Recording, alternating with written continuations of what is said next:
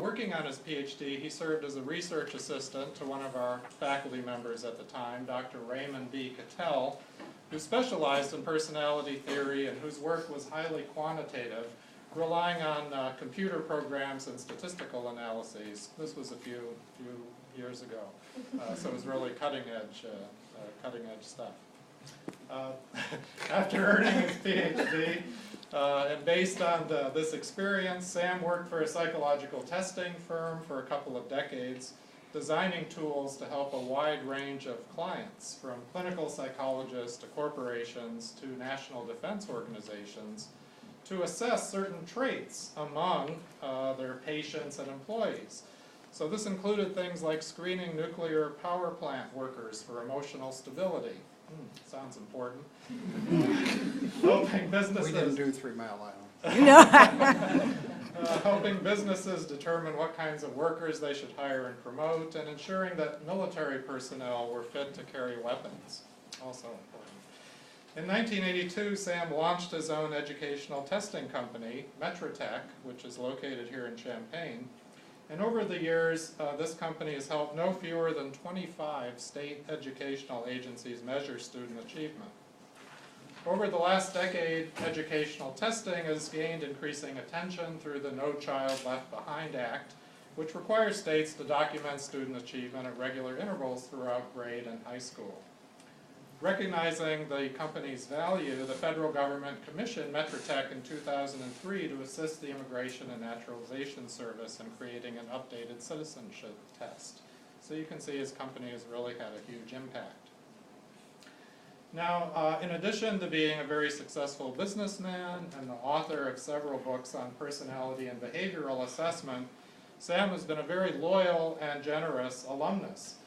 He joined the department's Alumni Advisory Board when we began it in 2008. He's been a member ever since. And he's been instrumental in developing an internship seminar for our students. In that capacity, he's worked with another one of our alumni, Denise Berger, and with human resources professionals in the area to arrange and conduct mock interviews for undergraduate students who are taking the internship seminar. These mock interviews, I think there's nothing mock about them from what I've heard. They're pretty serious, hardcore interviews, but they provide our students with a very realistic introduction to what interviews are like in the business world. And afterwards, the students get feedback and suggestions so that they can be successful when they embark on their career paths. Now, Sam not only participates in these interviews, but he's arranged for them to take place during lunches at the Champaign Country Club, which he generously pays for as well. They don't eat much. I think they're a little too stressed out to eat too much, probably, yeah. Most recently, Sam has funded an undergraduate scholarship in the department, the Raymond B. Cattell Scholarship, named after his graduate school advisor, to help support some of our undergraduate students. So to conclude, Sam exemplifies what we hope all of our graduates will achieve: a successful career and someone who is generous with their time and loyal to their community and to their university. So I'm very pleased to present a Distinguished Alumnus Award to Dr. Samuel Krug. We're very proud to call him one of our own, and please join me in congratulating him.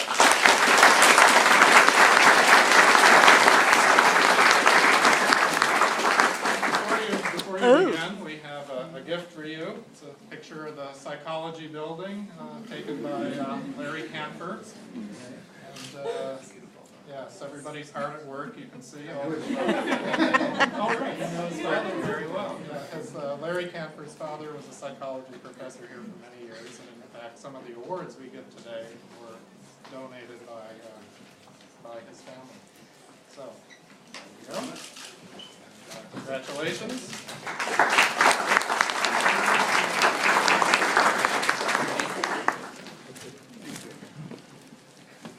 The last time I lectured in this building was about mid-70s when Jerry Clore asked if I'd substitute for the personality assessment graduate course. I had only gotten my degree about 4 or 5 years before myself, but I had to spend every weekend that fall, preparing for a 2-hour class. I lost every weekend, most weekends. The only thing that made it better was the Illini lost more than I did. See, some things don't change. They asked me to talk briefly about my years at Illinois. I can't remember. I came to Illinois in '65, and I came from a small private liberal arts school in New England, and encountered many differences the first day. For example, in class the first day, I was the only person who was wearing a coat and tie. Some of the folks were even wearing shoes. So there were those kinds of differences. It was a culture shock. But I think the biggest difference was people I was reading about as an undergrad in textbooks and things were people I was now talking with, learning from. People like Raymond Cattell, Hobart Maurer, Jerry Wiggins. They're all starting to sound dead, aren't they? Ledyard Tucker, he's still dead. Lloyd Humphreys, dead. Maurice Tatsuoka, dead. But these were people who were creating and discovering knowledge. They weren't writing about what other people were doing. And it was really a fascinating time. And I even remember once I went to a lecture by Larry O'Kelly, who was he was a distinguished animal behaviors scientist. In fact, Larry O'Kelly, dead, wrote the book on pigeon behavior. I think it was called Eat, Poop, Fly. But all these people, and in fact, even though I was in personality assessment, provided a number of insights and stuff.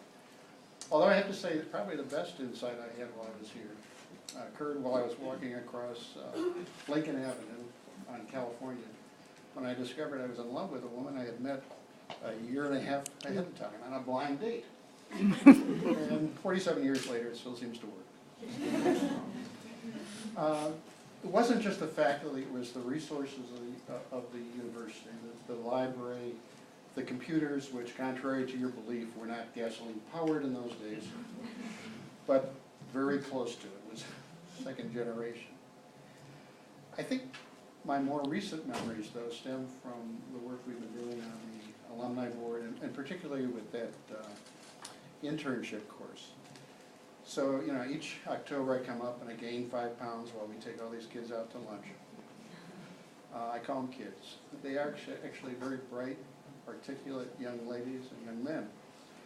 And this is a mock interview. They know it. There's no course grade that hinges on it. And yet they really throw themselves into it and carry themselves off incredibly well. And so each time I do this, I'm reminded that the resourceful faculty and the depth of learning resources here at Illinois are still being used to create a very great product. Thank you very much for your work.